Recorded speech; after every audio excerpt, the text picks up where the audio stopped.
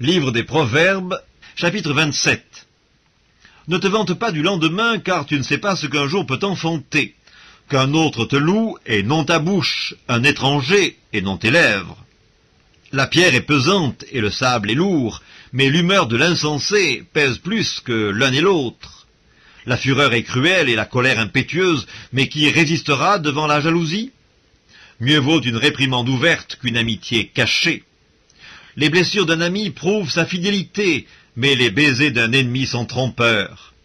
Celui qui est rassasié foule aux pieds le rayon de miel, mais celui qui a faim trouve doux tout ce qui est amer.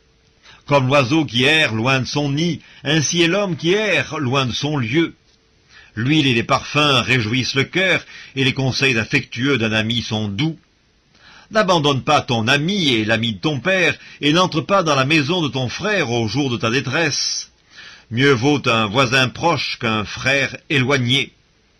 Mon fils, sois sage et réjouis mon cœur, et je pourrai répondre à celui qui m'outrage. L'homme prudent voit le mal et se cache, les simples avancent et sont punis. Prends son vêtement car il a cautionné autrui, exige de lui des gages à cause des étrangers. Si l'on bénit son prochain à haute voix et de grand matin, cela est envisagé comme une malédiction. Une gouttière continue dans un jour de pluie et une femme querelleuse sont choses semblables.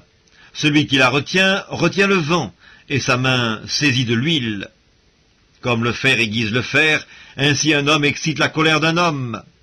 Celui qui soigne un figuier en mangera le fruit, et celui qui garde son maître sera honoré. Comme dans l'eau le visage répond au visage, ainsi le cœur de l'homme répond au cœur de l'homme. Le séjour des morts et l'abîme sont insatiables, de même les yeux de l'homme sont insatiables. Le creuset est pour l'argent et le fourneau pour l'or, mais un homme est jugé d'après sa renommée. Quand tu pilerais l'insensé dans un mortier, au milieu des grains avec le pilon, sa folie ne se séparerait pas de lui. Connais bien chacune de tes brebis, donne tes soins à tes troupeaux, car la richesse ne dure pas toujours, ni une couronne éternellement. Le foin s'enlève, la verdure paraît, et les herbes des montagnes sont recueillies. Les agneaux sont pour te vêtir, et les boucs pour payer le champ.